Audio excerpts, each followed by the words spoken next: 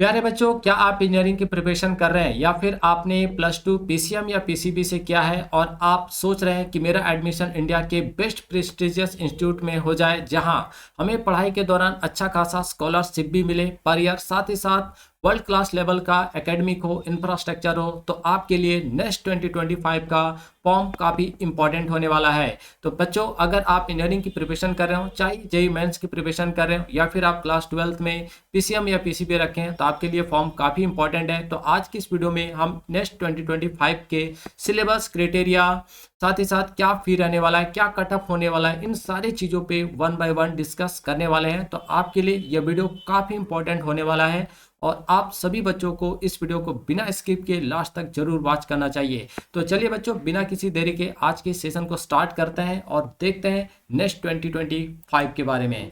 तो बच्चों, notification and registration की अगर हम लोग बात करें तो इसका जो एप्लीकेशन विंडो है वो ऑलरेडी ओपन हो चुका है। यानी ऑनलाइन एप्लीकेशन ओपन जो बच्चों ये आपका 17 फरवरी से ही हो चुका है, यानी आपका रजिस्ट्रेशन जो यहाँ पे चल रहा है। ठीक है, अगर ऑनलाइन एप्लीकेशन क्लोज की बात करें बच्चों तो 9 मई को जो है ये विंडो क्लोज होने वाला है 11:45 PM पर। तो जिन बच्चों ने अभी तक रजिस्ट्रेशन नहीं कराया है या फिर आप सोच रहे हैं तो आप जल्द से जल्द रजिस्ट्रेशन करा लें, क्योंकि आपका रजिस्ट्रेशन ऑलरेडी स्टार्ट हो चुका है और ये 9 मई को जो है बच्चों आपका रजिस्ट्रेशन विंडो क्लोज होने वाला है। ठीक है, उसके बाद रजिस्ट्रेशन आपका 9 को खत्म हो रहा है, उसके बाद आपका करेक्शन एंड अपडेट विंडो जो है ओपन होगा और ये आपका 10 से 14 मई तक जो है बच्चों ओपन रहेगा। यानी यहाँ पे आपको 5 दिन करेक्शन करने के लिए मिलेगा। अगर आप करेक्शन करना चाहते हैं तो जो भी आपने फॉर्म भरा है उसमें आप करेक्शन कर पाएंगे। ठीक है, आपका जो एडमिट कार्ड रिलीज होगा बच्चों वो 2 जून को है ना। 2 जून को आपका नेक्स्ट 2025 का एडमिट कार्ड जो है वो रिलीज होगा। और अगर एग्जामिनेशन डेट की बात करें तो 22 जून को जो बच्चों नेक्स्ट 2025 का एग्जाम होने वाला है।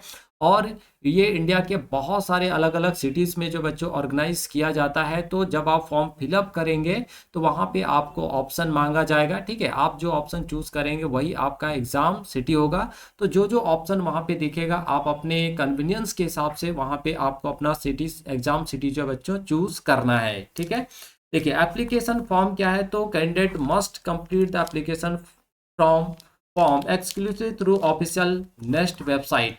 यानी आपको यहाँ पे नेस्ट के वेबसाइट पर जाना है और आपको अपना एप्लीकेशन फॉर्म जो बच्चों यहाँ पे सबमिट करना है। जो जो मांगा जाएगा वो सारी चीज़ें आपको वहाँ पे अप टू डेट करते चलना है।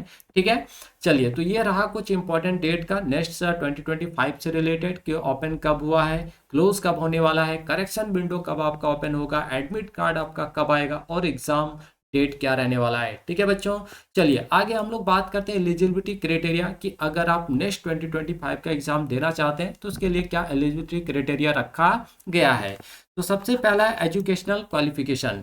Candidates should have pass 12th examination और इक्विवेलेंट इन 2023 और 2024 और बी अपियरिंग इन 2025। यानी बच्चों अगर आपने 2023 में क्लास 12 का एग्ज़ाम दे दिया है तो भी आप ये फॉर्म फिलअप कर सकते हैं। अगर आपने 2024 में भी एग्ज़ाम दिया है तो भी आप एलिजिबल हैं। और अगर आप 2025 में आपने एग्ज़ाम दे दिया है या फिर अभी आपका एग्ज़ाम चल रहा है तब भी आप इस फॉर्म के लिए एलिजिबल है बच्चों। ठीक है, तो 2023 वाले बच्चे भी इस फॉर्म को फिलअप कर सकते हैं, 2024 वाले भी, और 2025 में जो अभी पढ़ रहे हैं बच्चे करंट ईयर में वो भी इस फॉर्म को जो है फिलअप कर सकते हैं। तो ये आपका मिनिमम एजुकेशनल क्वालिफिकेशन है।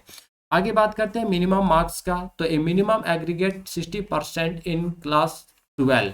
ठीक है, तो मिनिमम बच्चों आपका 60% मार्क्स होना चाहिए, बट ये कैटेगरी वाइज है ना। आगे देखिए for general and OBC candidate, तो जो बच्चे जनरल कैटेगरी या ओबीसी कैटेगरी से बिलोंग करते हैं तो उनका +2 लेवल पे कम से कम 60% मार्क्स होना चाहिए। ठीक है, वाइल SC ST दिव्यांग कैंडिडेट मस्ट सिक्योर एट 55%। और अगर आप SC ST या फिर दिव्यांग कैंडिडेट हैं तो आपके लिए मिनिमम यहाँ पे जो मार्क्स है वो 55% होना चाहिए +2 लेवल पर। ठीक है, तो ये कुछ मार्क्स क्राइटेरिया यहाँ पे रखा गया है कि जनरल ओबीसी हैं तो आपको 60% मार्क्स होना चाहिए अगर आप नेक्स्ट 2025 में बैठना चाहते हैं। और अगर आप SC ST या दिव्यांग कैटेगरी से आते हैं तो फिर आपका 55% पे यहाँ पे काम चल जाएगा। ठीक है, देखिए subject Candidates must have studied a combination of at least 3 subjects among biology, chemistry, mathematics, physics in class 12। तो यहाँ पे 3 सब्जेक्ट का कॉम्बिनेशन आपके +2 में होना चाहिए। तो जनरली 3 सब्जेक्ट का होता है, या तो पीसीएम होता है बच्चों का, या फिर पीसीबी होता है। बहुत सारे बच्चे होते हैं जो मैथ और बायो दोनों रखते हैं, ठीक है। तो वो सारे बच्चे जो एप्लीकेबल यहाँ पे एलिजिबल है, कोई दिक्कत वाली बात नहीं है, चाहे वो पीसीएम के बच्चे हों या फिर पीसीबी के बच्चे हों, ठीक है। एज लिमिट भी यहाँ पे कुछ रखा गया है। तो देखिए, general and OBC category candidate must be born on after 1 August 2002। यानी अगर आप जनरल और ओबीसी कैटेगरी से बच्चों, तो आपका जो जन्म है ना, आपका डेट ऑफ बर्थ जो है 1 अगस्त 2002 के बाद का होना चाहिए। Relaxation 5 years is provided for SC ST दिव्यांग कैंडिडेट, और जो दिव्यांग कैंडिडेट हैं या SC ST कैटेगरी के बच्चे हैं, तो उनके लिए 5 साल का यहाँ पे रिलैक्सेशन दिया गया, छूट दिया गया है, ठीक है। लेकिन जनरल ओबीसी कैटेगरी के लिए यहाँ पे कोई रिलैक्सेशन नहीं है। आपका जो है यहाँ पे जो एज होना चाहिए, यानी डेट ऑफ बर्थ होना चाहिए, वो 1 अगस्त 2002 के बाद का होना चाहिए। तो ये कुछ क्राइटेरिया है ना, एलिजिबिलिटी क्राइटेरिया, जो हमने आपको यहाँ पे बता दिया। चलिए अब हम लोग यहाँ पे फी के बारे में बात करेंगे कि अगर आपको नेक्स्ट 2025 का फॉर्म फिलअप करना है तो क्या फी रहने वाला है, कहाँ कहाँ पे आपको एडमिशन मिलेगा, किस तरह से आपको स्कॉलरशिप मिलेगा, ठीक है। ये सारी चीज़ें आज की इस वीडियो में हम बात करने वाले बच्चों। साथ ही आपका एग्जाम पैटर्न कैसा होगा, कितने मार्क्स का एग्जाम होगा, क्या नेगेटिव मार्किंग भी यहाँ पे है या नहीं है, कट ऑफ क्या रहने वाला है, ये सारी चीज़ें हम लोग यहाँ पे डिस्कस करेंगे। तो अगर आप सबों को वीडियो अच्छा लग रहा हो तो इस वीडियो को एक लाइक जरूर कीजिएगा बच्चों, प्यारा सा कमेंट जरूर कीजिएगा, ठीक है। और अभी तक अगर आपने हमारे चैनल को सब्सक्राइब नहीं किया है तो चैनल को सब्सक्राइब करके बेल नोटिफिकेशन ऑन जरूर कर लीजिएगा, ताकि टाइम टाइम पे आने वाली वीडियोस का इंफॉर्मेशन आपको मिलता रहे, ठीक है। देखिए, तो बात करते हैं बच्चों एप्लीकेशन फी पे। तो general and OBC, general category के और ओबीसी मेल एप्लीकेंट जो होंगे, उनका यहाँ पे जो है 1400 रुपया फी लगने वाला है। जबकि अगर आप फीमेल हो, SC ST या दिव्यांग कैंडिडेट्स हो, तो आपका यहाँ पे बच्चों 700 रुपया फी लगेगा, ठीक है। The application fees payable only through various payment gateway, यानी आप यहाँ पे डेबिट कार्ड, क्रेडिट कार्ड या जो भी गूगल वगैरह होता है, फोन पे वगैरह, तो उसके थ्रू ही आप यहाँ पे जो अपना एप्लीकेशन फी जो है वो पे कर पाएंगे, ठीक है। तो जनरल ओबीसी के लिए 1400 और फीमेल SC ST के दिव्यांग कैंडिडेट के लिए उसका आधा यानी 700 रुपया आपका यहाँ पे एप्लीकेशन फी लगेगा। चलिए अब नेक्स्ट के थ्रू आप नेक्स्ट 2025 का जब बच्चों आप एग्जाम क्रैक कर लेंगे तो इसके थ्रू आपको कौन कौन से इंस्टीट्यूट में है ना एडमिशन मिलेगा। तो बच्चों आप सबों को बताते हैं कि इसके थ्रू इंडिया के प्रेस्टिजियस इंस्टीट्यूट्स में आपको जो है एडमिशन मिलने वाला है। इनका रिगरस एकेडमिक होता है बच्चों, साथ ही साथ जो है यहाँ का इंफ्रास्ट्रक्चर और रिसर्च अपॉर्चुनिटी यहाँ पे ज़बरदस्त आपको देखने को मिलता है। तो जो बच्चे रिसर्च के फील्ड में विशेष तौर पर जाना चाहते हैं तो उनके लिए तो नेक्स्ट 2025 का जो फॉर्म है वो काफ़ी इंपॉर्टेंट होने वाला है, और वो सारे बच्चों को इस फॉर्म को जरूर फिलअप करना चाहिए, ठीक है। तो देखिए, participating college and seat intake बच्चों, तो सबसे पहला आपका नाइजर हो गया, है ना। नाइजर भुवनेश्वर जो है ऑफर करता है 200 seat for integrated MSc programme. तो यहाँ पे आपको 5 ईयर कोर्सेस होता है ये, है ना, कंबाइंड करके BSc MSc दोनों कंबाइंड करके यहाँ पे चलता है बच्चों। तो नाइजर आपको यहाँ पे नेक्स्ट 2025 के थ्रू जो नाइजर भुवनेश्वर में आपको एडमिशन मिलेगा, और यहाँ पे टोटल MSc प्रोग्राम में 200 सीटें हैं।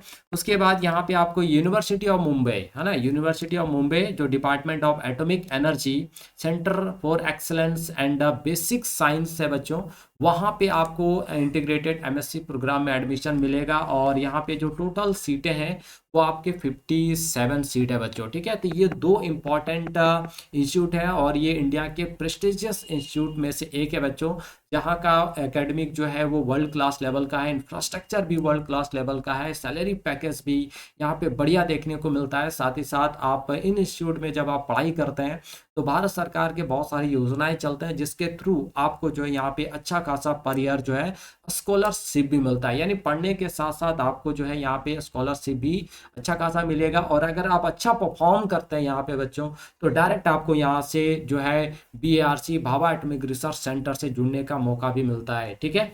तो both institute implement seat reservation policy. अब ये 200 सीट्स या 57 सीट जो है बच्चों, इसमें से इंडिया का जो रिजर्वेशन पॉलिसी है SC ST OBC को लेकर, है ना, या फिर EWS को लेकर, वो सारे पॉलिसी यहाँ पे काम करते हैं। तो गवर्नमेंट ऑफ इंडिया नॉर्म्स, ठीक है। आगे बात करते हैं कि इन सारे इंस्टीट्यूट पे अगर आप एडमिशन लेते हैं तो क्या आपके लिए बेनिफिट होने वाला है। तो this institute are renovate of their rigorous academy. देखिए यहाँ आपका जो एकेडमिक होता है बच्चों काफ़ी कठोर होता है ना।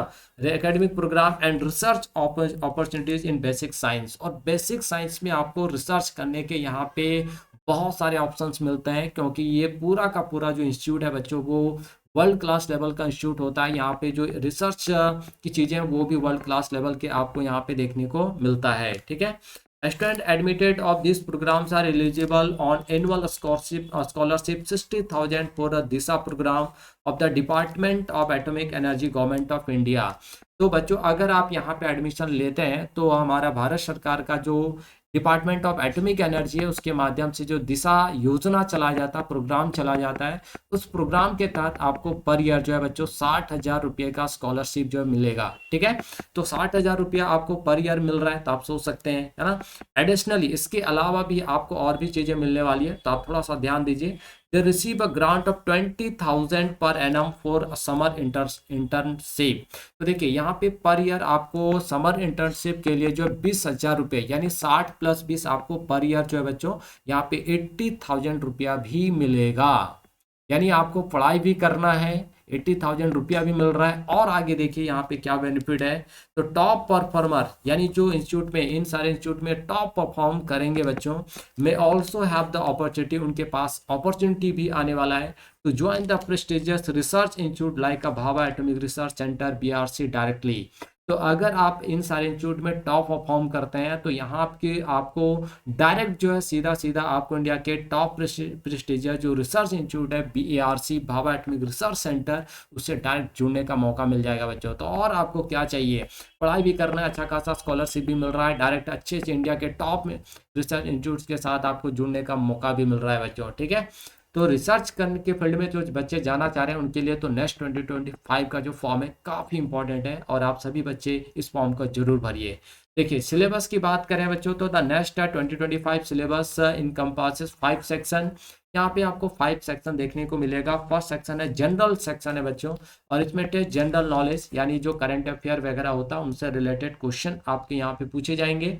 साथ ही साथ कंप्रिहेंशन एबिलिटी, थोड़े बहुत इंग्लिश के ग्रामर्स पोर्शन होंगे, कंप्रिहेंशन पैसेज वगैरह जो होता है वो सारे क्वेश्चंस यहाँ पे आपको देखने को मिलेंगे। ठीक है, सेकेंड सब्जेक्ट सेक्शन में तो 4 सेक्शन होता है यहाँ पे आपका, biology, chemistry, mathematics and physics, जो हमने आपको पहले ही बताया PCM या PCB।